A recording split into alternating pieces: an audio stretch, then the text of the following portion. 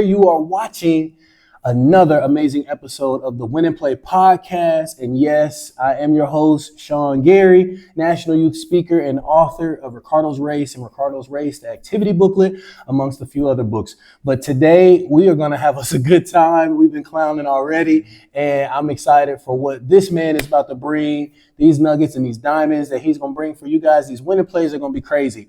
So before I introduce him, what I typically do is I tell everybody at home, go ahead and subscribe. Go ahead and tell them like and subscribe. Like and subscribe. Like and subscribe. For those of you that are like, this is my first time here, why would I even do that? If you are a principal, a teacher, or a parent, or anybody that works with youth, any youth advocate at all, this is for you, because this is a video to help you work with your youth, help you work with the students you work with, the players you work with, anybody, young people that you work with, teens, whatever.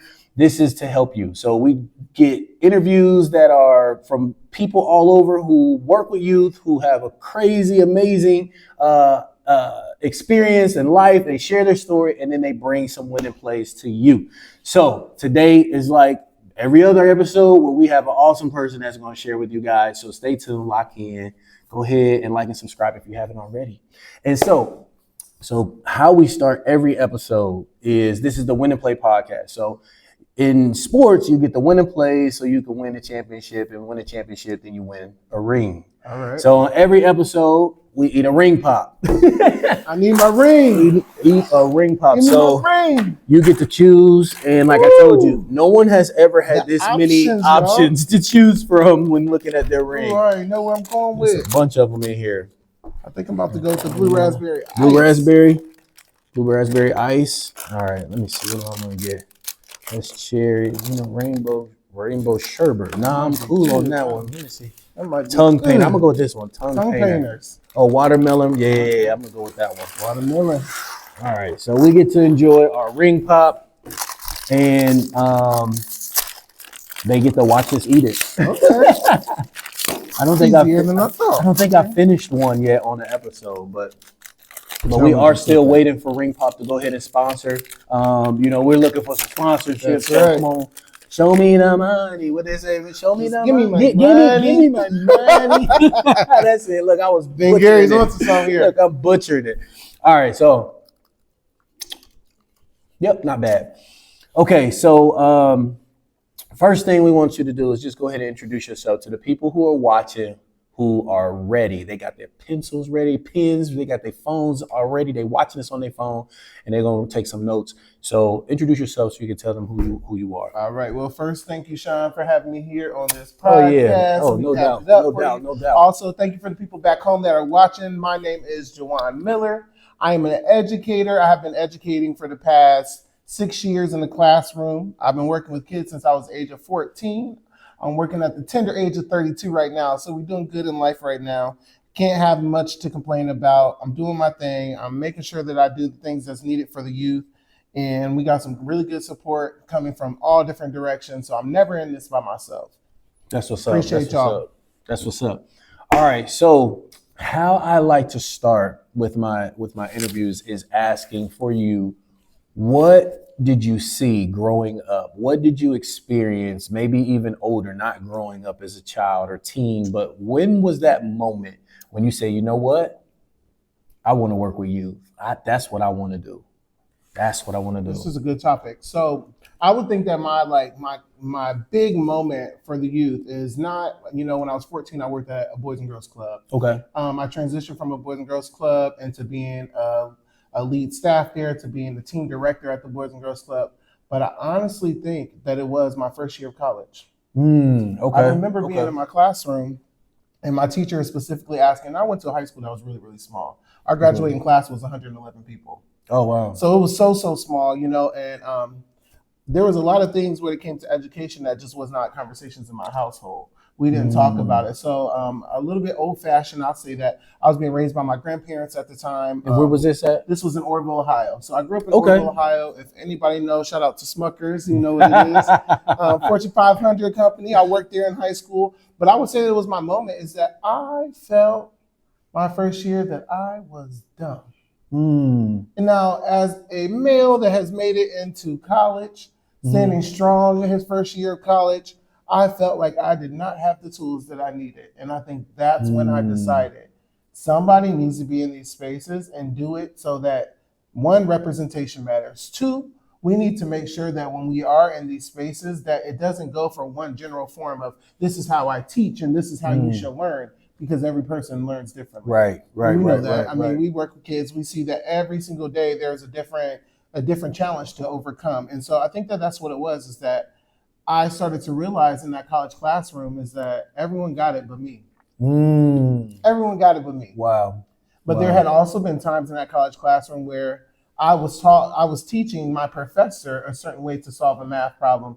He said, "How do you know that? No one else knows this." And so I think that's when it was like the big idea of people are learning differently and there's different ways to do it. It was my first time learning that people learn off pictures. Sometimes it was more than just words. It was needed to be more than verbal. And it sounds so cliche because I'm a teacher. Now I know these things, but I think that was my moment when I realized that people weren't going the extremes for me. Like I would go the extremes for their kids. Wow. That's when I noticed that I needed to be in education. Wow. Other than that, I was fine with being a staff.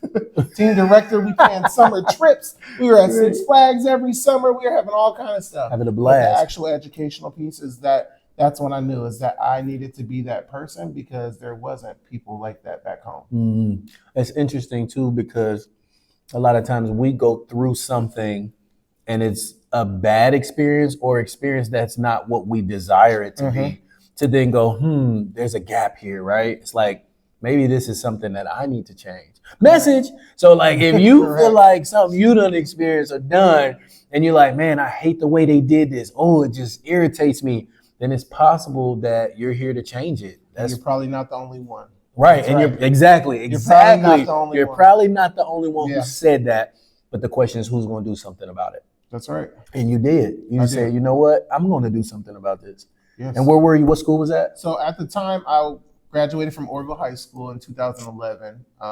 I worked there for a long period of time. I went to college. I didn't quite finish college at the time. A lot of things in life was like, oh, I didn't finish. All my friends are graduating. Oh, now my friends are getting married. And I'm finding out. That was another thing that we all learn at different paces, different speeds, different paces, different advantages, different disadvantages when it comes to learning. So I think that my biggest thing is that leaving Orville High School in that so small community, my first year of college, I was in Cleveland, Ohio. Okay. The land. The land. Cleveland. Yes. This is for you, Cleveland rocks. So yes, Cleveland. I mean, it was an experience. It was an eye-opener experience.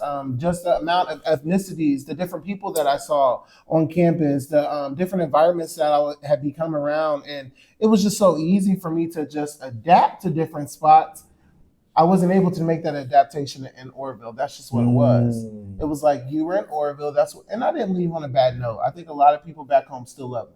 I think a lot of them still love me. I'm not going to lie, not to toot my own horn, but I think a lot of them still love me. Check in, y'all. If y'all are listening, comment. Let them know that you still love me. Right. Hey, go ahead and be real. Cleveland was a lot of diversity. It was so much diversity that I think that at first, at 18, 19, you're like, whoa, I'm seeing things that I've never seen before. Yeah. And then it's like, whoa, I'm doing things I never did before. So that's a part of it. I mean, right. It's a learning community. It's a growing community. Cleveland was very different. I mean, it was very different from where I'm from. I mean, we're in Cincinnati now, and this is a city. It's a lot more faster paced where I'm from. Y'all, we had farms. We had cows. We rode dirt bikes and four-wheelers. Yeah, we skipped rocks at the creek and went to church on Sundays. Listen up, y'all. I'm telling y'all. That's right. All right, so let me ask you this. When you first started working with you said that was at the Boys and Girls Club? Yes. Okay. I started when I was 14. Okay, so when you were 14, what was the age group you were working with? The age group that I was working with, because I was 14 and I was considered a minor, I didn't get to work with the teenagers because they were all my friends, right? Right. So I was in our after-school program running different programs with kindergarten all the way up to 6th grade. Okay. So as a 14-year-old, I was still working with 12-year-olds, 11, 12-year-olds. Wow. And honestly, they respected me. Did they? I've been big my whole life. I'm a lot bigger than a lot of kids that I grew up with. So it's like they respected me. I mean, I think that a lot of it came from I was coming from a good place. It was a place of understanding, a place from, hey, I've been through this, let me help you out. Yeah. So a lot of them didn't look at it as like, oh, he just wants to boss us around. It was like more of a, hey, how could he help us? Or, tutoring and after school homework help and things like that. I could do the homework because I was in those classes. So it was like, it was a relatable situation with, I think, the students that were of younger age than I was. That's what's up. You said, what was the youngest? The youngest kindergarten. Oh, wow, okay. So kindergarten through 12 years old, what, sixth grade? About sixth grade. Sixth grade-ish. So what did you prefer? Did you prefer the younger ones? Did you prefer the middle school? Like, what did you prefer? So I think that as time progressed, it was the younger kids where like that was what it was. It was a Boys and Girls Club. It was fun. We did activities. It was so much easier to plan for them. Yeah. But then as I got older and I transitioned to another role at the Boys and Girls Club, after I came back from college, I ended up being the team director. My push was, Sean, was that I didn't have the enrollment for our program. So guess what I did? I was at the lunch tables during lunch. Okay. I went to the lunch tables. I sat down. I talked to people. I planned trips on the weekend so that these kids would be engaged in what we had to offer. And then, honestly, we were really a blessed community. Like I said, Smucker's was such a big company that did so much giving back to Orville is that they donated. We had $50,000 that was donated to our technology department. Oh, wow.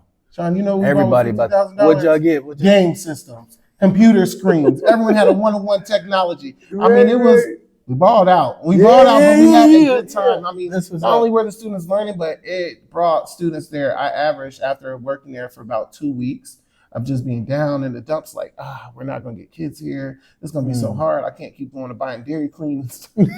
It got to the point that I was averaging 32 kids a day. What? 32 kids a day that were in the teenage. So when I would say that the teenagers, it gave me more joy. And I think that honestly, because we're such a small community, is that there wasn't very many options for teenagers. The little kids, you still had parents. You had parents taking you to sporting events. You had this, and this. Going to the park. When you became a teenager, you were going to the park, but you weren't going to do recreational activities that people play in the park for. Right. You were going to the park to see what the other people were doing at the park, to see what the enemies were doing at the park. And I'll just be honest. I mean, it was totally different. They didn't have an outlet.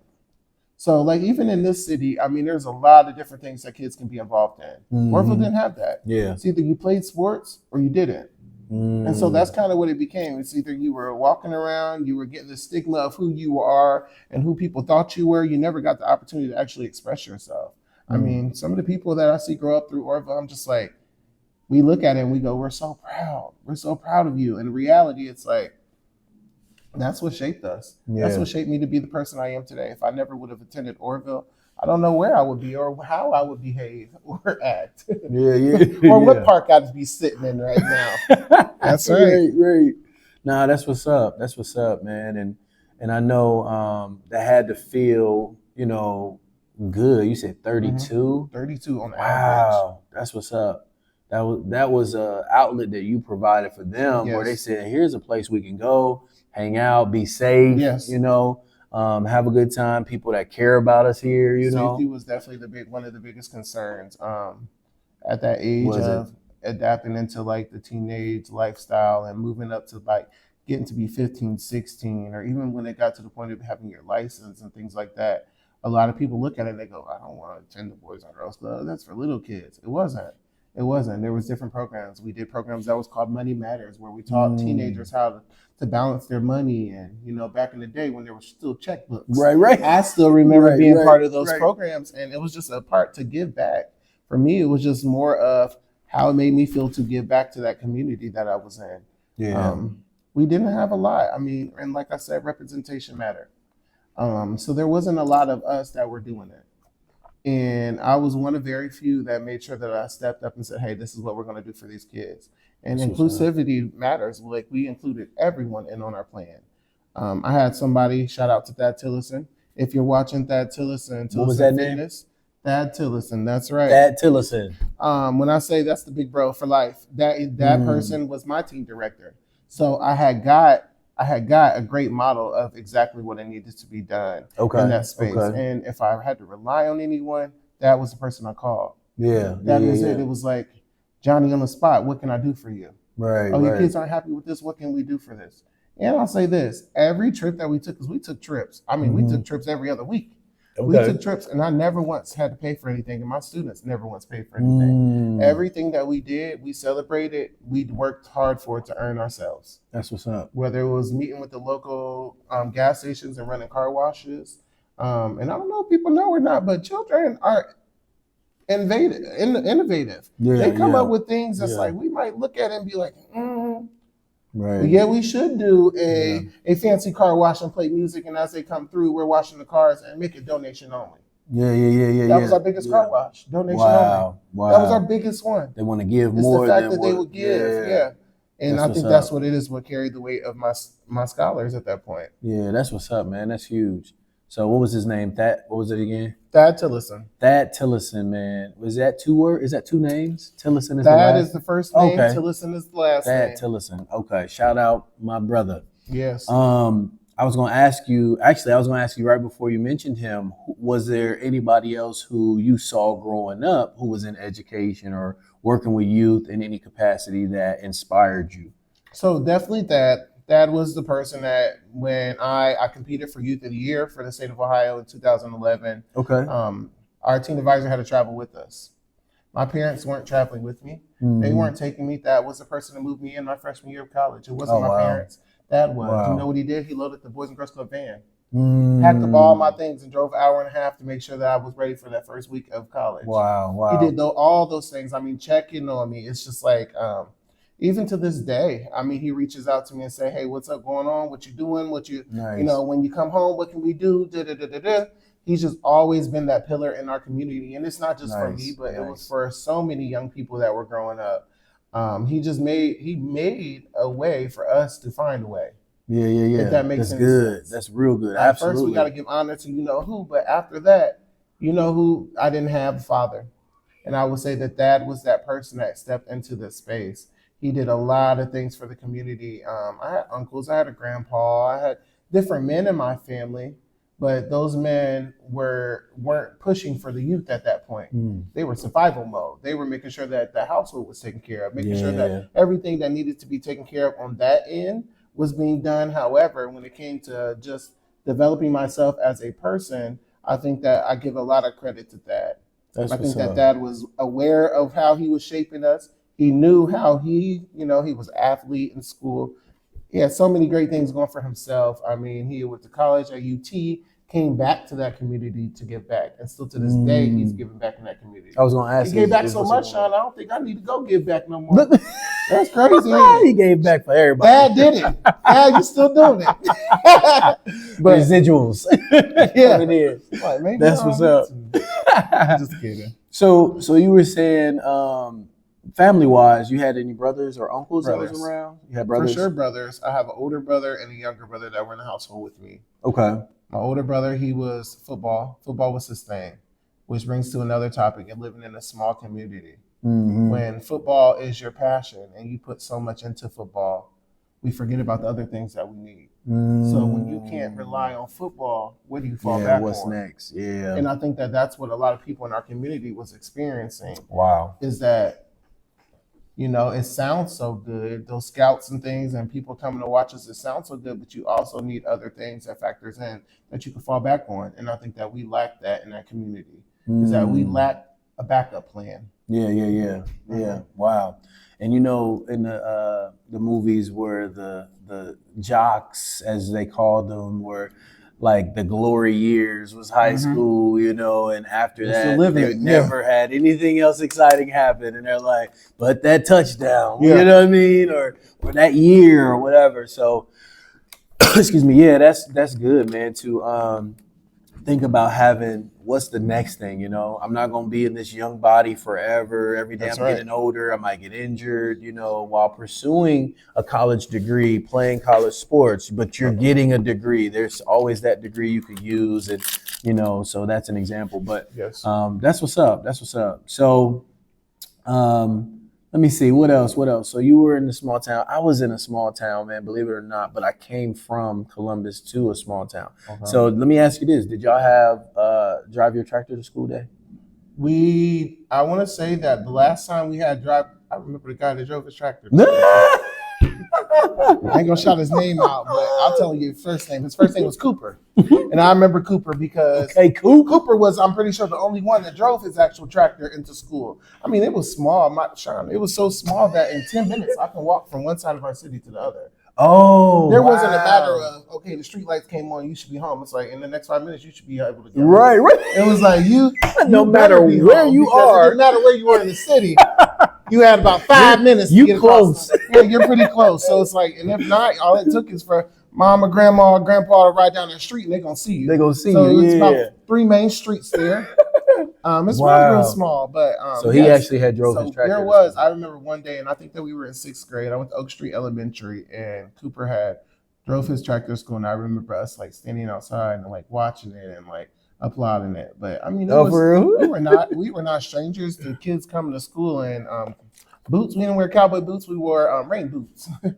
Rain boots. Don't be alarmed if there was duck poop on your rain boots. Anything. You could have been. I mean, our house was across the street from our house. There was always geese. Okay. So it's like if you cut across the field, you were definitely bound to dump you're gonna walk in it. Yeah, for sure. So, I mean, but tractors, yes. We do bonfires as our yearly like celebration for our football team. Okay. We do citywide bonfires. We did the bonfires. I didn't know what a bonfire was until I moved to Delaware, Ohio, man. It was like, we having a bonfire. I was like, what's that? I was like, okay, what is that? What am I It's like a fire, but a real big fire. And I'm like, huh? Like, what is that? Like, what are you talking about? They are fun, though. We amp it up all week. I mean, the whole city. And it's usually against our rival. So we had like 100 over, I think my senior year, we had 100. It was our 100th anniversary of playing our rival school, I believe. Wow.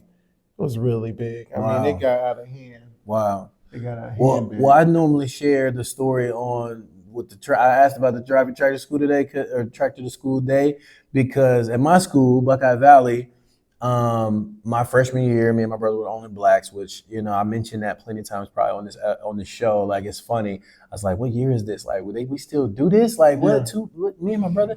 But anyway, one day we were just all clowning and joking and stuff, and they're just saying like, yeah, you drive your tractor school day.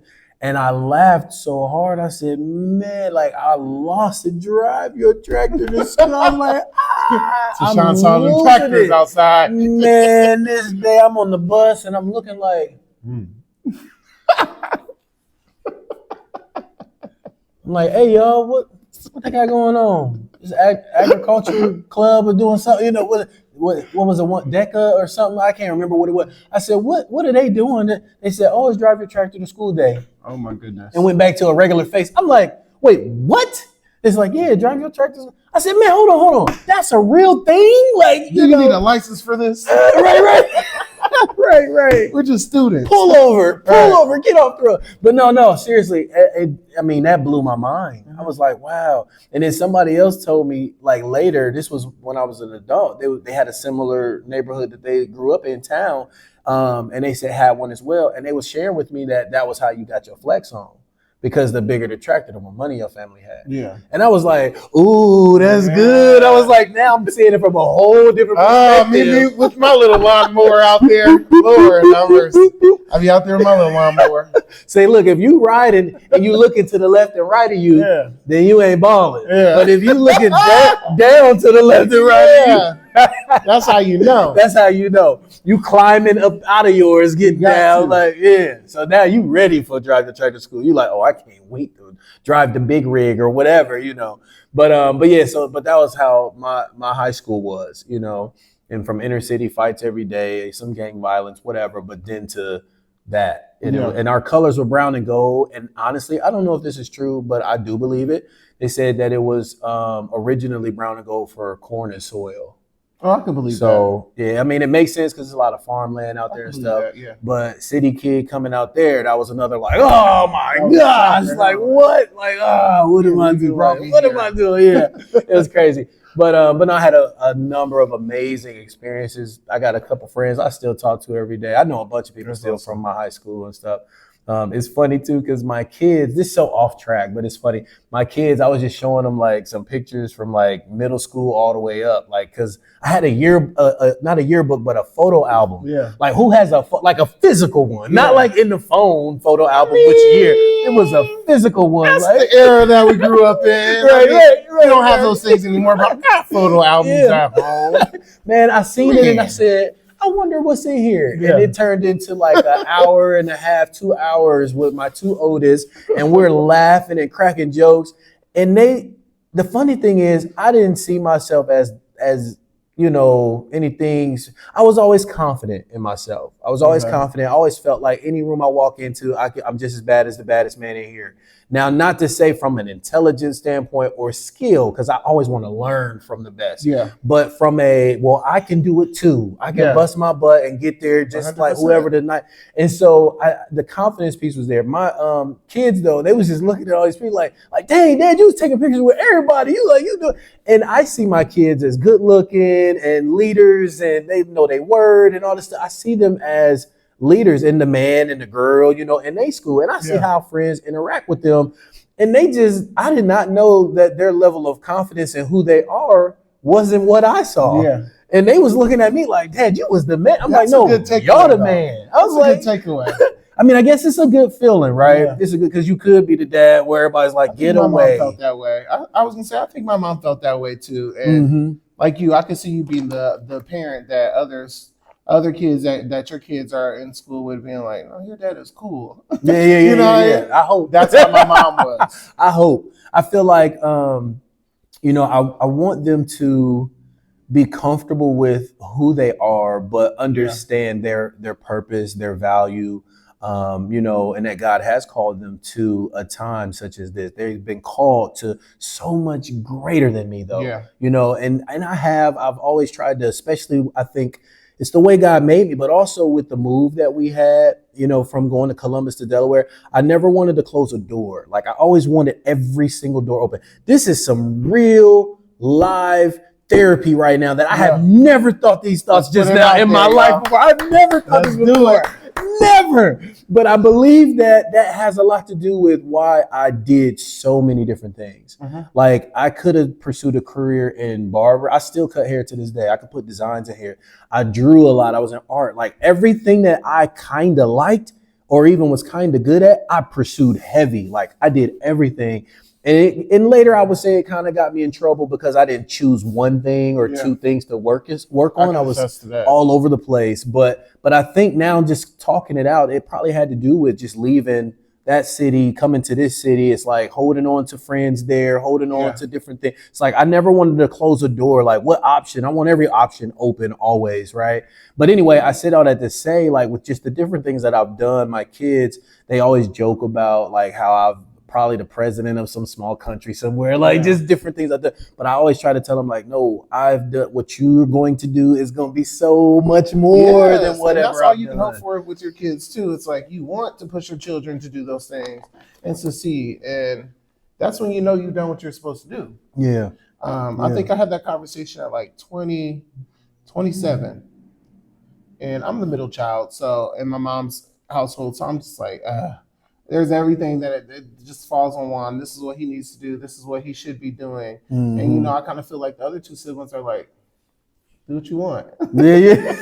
right. The expectations a little bit different. Yeah. But then I remember being younger and complaining to my friends and to be like, I don't have a curfew. My friends be like, what time did you need to be home by? I'm like, I don't have a curfew. And I remember going home and saying things to my mom. And it took for me to be 27 and just be like, you didn't love me the same. And it's not that she didn't love me the same, but it took for me at 27 to speak up and really feel like I have a voice enough to say it. And my mom was a person that she was also the fun parent. So it's like, my friends would be like, oh, I love Miss Frida. And I'm like, oh.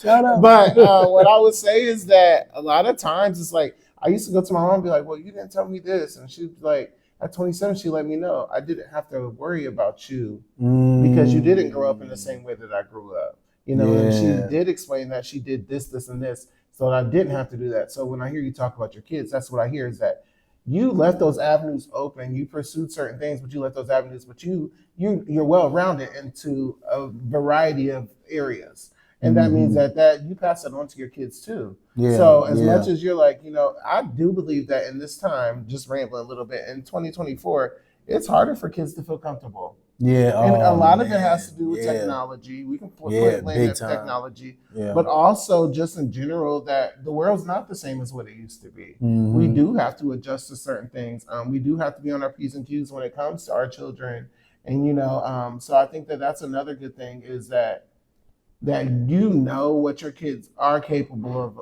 and you push them. Yeah, that's another thing that I feel like for parents, it's like, we have to push our kids to see the beauty in themselves. For sure. If we do not push our kids, you get them to be adults that are like, whatever works.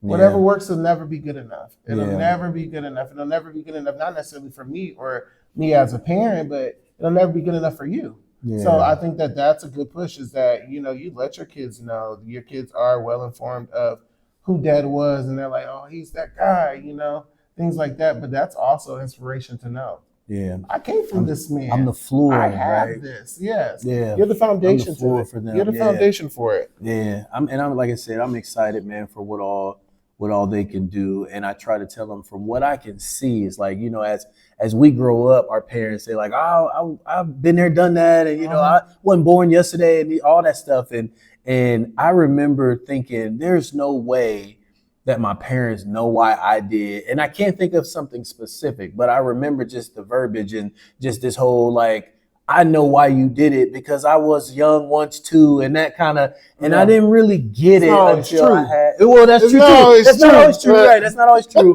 But as an adult now and having kids, there's been so many times over the years where I'm like, little knucklehead, I know exactly why you just did that. And I'm asking who did it, knowing you did it, to see if you're going to admit it. You know what I mean? And that is the worst, y'all. Children, if you're listening and your parents ask you, they already know. My mom used to ask 10 other people in front of me, and they'd be like, what you think? Well, something tells me you already have a good answer. Half of these people couldn't even lie good. You know what I mean? So half of them couldn't even get their lie together. What do you think? I think I've got scarred. It's hard for me to lie now. I'll lie and Sean, in the same breath, I will lie and be like, I'm so sorry I lied. I just cannot lie. And it's like, teachers growing up, I'll be like, no, I know mine. Come here. Right. Caught. It didn't matter what the teacher said. It's like, Mom gonna get it out you. Same thing with Dad. It's like, that's what's gonna happen. Yep. No, that's good, man. That's good. This has been awesome. I have laughed a lot. I've enjoyed this. I've had therapy. That's all right. I've had some therapy. But we are at that point where you have to now make a decision. Here we go, y'all. So y'all know what time it is watching. So you have option A, option B. Option A is you got your principals, you got your parents, and you got your teachers. You get to drop 3 winning plays on them. 3 nuggets, 3 tips, how you want to help them, advice for them. Or option B, choose one of them and give 5. What you want to do? It's important to go to the full round. Let's go to all of them. I got some notes up here for you. Let's do it. A little bit of notes for you. Now, you said teachers, parents, and principals? Yep. And before you get started, I want to make sure they understand that now is the perfect time to go ahead and like and subscribe. Like and subscribe. Share this with your friends. Share this with anybody that's working with youth, any youth advocates. Just hit them up. Say, yo, check this out, man. You're going to laugh. You're going to learn. You might cry. Might think about what you did growing up. Yes. They was just reminiscing about their past and childhood and growing up. And so go ahead, like and subscribe. Take some notes because we're about to get into it. Let's go. All righty. So if I had to mark 3 bits and pieces of advice, a little bit of gold, a little bit of diamonds on them. If I had to drop some diamonds, this is probably what I'd say. I'm gonna put these in order too for what I think is priority. Okay. And we're gonna start with teachers first. I am an educator. I will say something that I struggle with. This is first and foremost is that in your classroom, you have to, number one, build relationships. Relationship building is super important. And you have to acknowledge that students perform best when they feel like they're understood. So building those relationships, not only with the students inside those classrooms, learn the family, learn about the family, learn the dynamics of the family. I know a lot of us is like, it's none of your business what goes on at home. It's like, Right. welcome to co-parenting 101. I have your kids for 8 hours out of the day. You have them for 8 hours, the other 8 hours to probably sleep. We are now co-parenting. Right. But honestly, I think building a relationship is the number one thing. That's the number one thing that I see when it comes to my students is that a lot of people are like, Mr. Miller, how do you talk to them like that? I'm not talking to them like that. I'm talking to them the way they feel comfortable, the way that we learn to feel comfortable with each other. Number two, I would say make sure that we're data-driven. Data-driven, but student-centered. And I'm going to break this down for you. Good. Data-driven, as in this is the way that we guide our instruction in the classroom. Based off of what my students need is how I'm going to teach in my classroom. However, it should always be centered around the student. So to make sure that they see each other and each student as an individual in the classroom. The only bit of advice that I can put with that and being student-centered is there never should be a time where you don't know a student's name. When we work in the school, I mean, Sean, you know, when you work in the school, there's going to be times that you learn students' names that you never ever work with. Right. You never ever work with them. Yeah. The last thing that I would say for the teachers, for a bit of advice, something I struggle with, y'all. I've been educating for 6 years. I've been working with students since I was 14, y'all, 15 plus years. But when I say that the hardest part for me is to stay organized and have structure. Classroom management, I did not say. I said stay organized and have structure. That breaks it down to a bit of classroom management, but it's those procedures that you're implementing in your classroom. If you don't have procedures that are fully working and effective, it's going to be hard each day to rely on yourself as that trusted adult in that space. Yes, we are working with our students every single day. And it's true, a lot of things that you do as a teacher will not be listed in your job description. But we did not sign up to be teachers to follow that job description. We signed up to be a teacher to have those summers off. And we signed up to be a teacher. We signed up to be a teacher because we want to make impact in these students' lives. That should be number one reason. If it is not for the students, you should not be in that profession. I do want to say this, that I saw on social media that they made a statement, a parent. And the parent had made the statement, it ain't my job to teach him math. This is where I struggle. Because it also was not Mr. Miller's job to wipe their nose, tie their shoes, making sure everything is together for them, making sure that they feel comfortable and they express their emotions in the morning. It's not my job, but I do it every single day. Just like when we have a parenting, there's not a book that tells you what's in your job description as a parent. Our job description never matches up as teachers, and we do it every single day, y'all. We do it every single day for your scholars, for our scholars, for the sake of what we need to know for our future as these students are growing older. These are going to be our leaders, y'all. So just remember, that teacher title might not longer hold weight, but co-parenting does. All right, moving over to the principal. And I would say principals and teachers, I'm guilty of it. We are the masters of filling our own buckets, y'all. We are the masters. I'm sorry, y'all. No one go against me on this. I want y'all to hear me out. We are the master of filling our own buckets, and this is why I say this, is that in our classrooms, professionally and personally, we do want the best for ourselves. We would not be able to grow, or we would not be able to be the best us if we didn't feel like we had growth as well. Me teaching is teaching me whole other things that is bringing to my life as an adult, that I'm the patience. Patience is number one. Patience number one. Just making sure that I understand, these students, and I hear these students out every day. Patience goes a long way. And you have to be genuine. I mean, working with kids, you have to be genuine 100% of the way.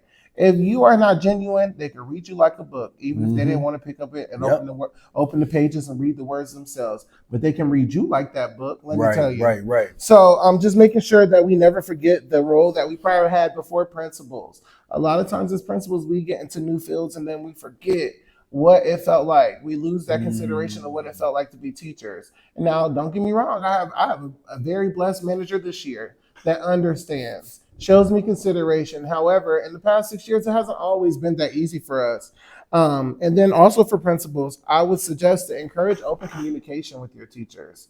There should never be a time that a teacher feels like they can't come to you as their boss, as a mentor, as a principal, as a leader in the community, and not be able to discuss or explain how they feel, or be dismissive towards them. Hear them out every day. And this is what I tell people is that I cannot be a teacher if I don't have students in my classroom. But principals cannot be principal if they don't have a student or a teacher to manage. So you have to remember that it's a chain reaction that we have. We have to build onto it. The last thing that I could say for a principal is to support student-centered initiatives, making sure that those students, and I think Sean does a great job with this, is making sure that students are aware of their actions, making sure that students are internalizing and giving restorative practices so that when they are in our spaces as teachers, they know exactly what we expect from them. I think that is super, super, super important. And you just set the tone as the principal. So when one principal sets the tone, we're the ducklings that follow, y'all. Last thing, I think my last one is what, parents? Yep. Parents.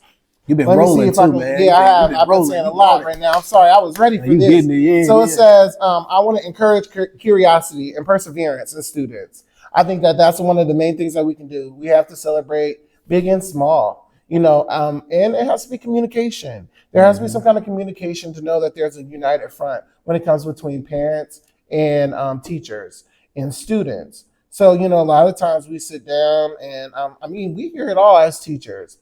We hear what's not working at home. We hear what happened before you got here this morning for school. We hear what happens at night. We hear all of these things, and it's our duty to listen to these students and to be a beacon for them and make sure that we're able to help them. But one thing I would say is stop bad talking your teachers. And I say this to say this, especially when it's in front of your students. It's just like parents. If two parents are separated, you don't ever want to speak about the other parent in front of that child, because it can get a little bit messy. And so that's what I've noticed, is that sometimes it gets a little bit messy. Because remember, when that child doesn't like what that teacher has said, that attitude comes out. The attitude comes out and those words come out. Well, my mom said this anyway. Your mom was the same person who shook my hand this morning and said, thank you for everything you do this morning. And I'll tell you this, what makes me a teacher is that even though I know that there's conversations being had, it's not going to stop me from coming and working with your student every day. There's not going to be a lie that your student can say. There's not going to be a grudge that they can hold against me that's going to make me stop being what I need to be as an educator and stop my heart from loving these students and doing the right thing. So I would just say, make sure that it's a united front. To the parents who are raising future geniuses, know that we do put pressure as teachers and as parents. We put pressure on students. We have so much pressure to put on some students. Some students feel like they're not enough, or, they have to be at this certain, when it comes to education, they have to be at the top of it. And that's great to say, but even in the younger grades, we're seeing kids that are like, I give an option, Sean, in my class. When kids take their first test, especially if the majority of my kids don't feel like they are comfortable with the content, I give them an option, especially if we have an extra flex day. I say, do you want to retake your test? And I want to speak on one of my students. And this student personally, I'll call him AJ for his initials. And I'm going to be very honest. He had a passing grade on his test. He was maybe one of 8 in the whole 32 class that had a passing grade. And by passing, I mean like 85, 89. And it was a big test. It was a big 4-page test. It was one of their first tests that they took in the second grade, where it was like, I'm doing this on my own. My teachers are not reading the questions to me. And he can do it. And I gave him the option. And you know what he said? He said, I can do better than this. But that is inspiration. And every other student behind him said, even if with the passing grades, is I'll take an extra one. I'll do one. Wow. And my second graders redid their whole test when they already had passing grades. But it was just off the principle of they wanted more. But also, as teachers and as parents, we say, whether it's siblings or whatever the case may be, I feel like I had a bad touch of that. What I didn't mention is I was in the top percentage of my graduating class. It's not because I was academically more inclined than everyone else. I was smart when it came to it. I have test anxiety real bad. Sometimes I failed my tests, but I still did the work. You know what I mean? I still put in the effort. It was a lot of comparisons with my older brother. We were 2 years apart, and we were taking the same classes at the time. Wow. My brother is my brother. Ain't no shame in my game, ain't no shame in his game. Now, what the shame was is when we went to Spanish 2, and we had stories about our pets at home, and we had different pets. That's when. That's when we knew. That's when we knew something was up. So I'm just making sure that we're being aware of our child's academic path and make sure that we tailor those experiences to help guide them. Just remember, it's not only the teachers' responsibility, and just stay engaged in their learning with regular communication. Again, if we have that united front, if we You got somewhere you gotta be? Right here at the Win and Play, podcast with Sean Gary is the only place I need to be right now. But then just making sure. So yeah, that's pretty much it, y'all. Hopefully y'all got some good advice from me. Man, look, you came with it. You had the notes, you had the bullet points, you had the sub point with the sub point and the example. Like you was on it. And I've been doing this for a little bit of time now, but I love hearing new answers because it provides more content for the viewers. But also at the same time, there are certain things that are just really, really important. And it's nice to hear them hit again by somebody else saying that is important. Yeah. So that was really cool. But you had a couple in there that was new. What was the one you said? Teachers become teachers to get the summer off. That was funny. That was like, I ain't never heard that one, but hey, I'm sure my principal ain't got to see this now. Yeah, I'm sure that there are people that have said, you know what, I'd like the summers off. I mean, I went to school for business. I went to school. I have a business management degree.